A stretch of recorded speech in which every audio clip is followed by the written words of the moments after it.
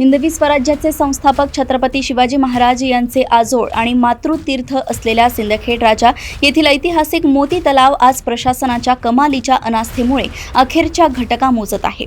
राजे लखुजीराव जाधव यांच्या पराक्रमी कालखंडात शहराच्या पाणी पुरवठ्यासाठी आणि सौंदर्यात भर घालण्यासाठी बांधण्यात आलेला हा स्थापत्यशास्त्राचा उत्कृष्ट नमुना आता नष्ट होण्याच्या मार्गावर आहे।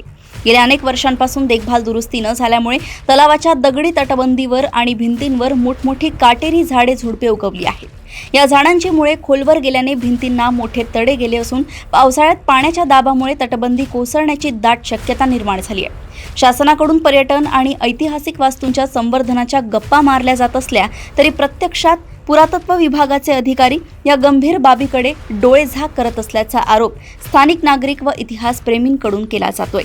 केवळ प्रशासनच नव्हे तर स्थानिक लोकप्रतिनिधींच्या अनास्थेमुळेही नागरिकांमध्ये तीव्र संताप व्यक्त होत आहे।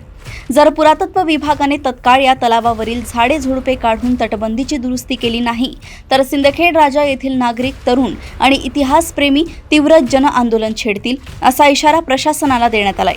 सिंदखेड राजा येथून गजानन मेहत्री यांची रिपोर्ट। मी बुद्धू चौधरी। आपण पाहत आहे हे मोती तलाव, ऐतिहासिक मोती तलाव राजे लखुजीराव जाधव यांच्या काळात हे मोती तलाव सिंदखेड राजाला पाणी पुरवठा करण्यासाठी तयार केलेला आहे।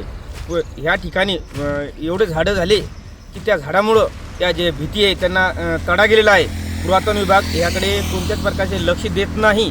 जर हे झाडं नाही काढले तर काही दिवसांनी हा तलाव पूर्णपणे नष्ट होईल आणि या भीती पडणार आहे।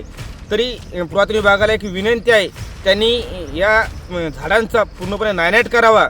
जर त्यांनी नायनाट ह्या झाडाचं केलं नाही तर आम्ही गावकऱ्याच्या वतीने एक मोठं आंदोलन या ठिकाणी उभं करणार आहोत।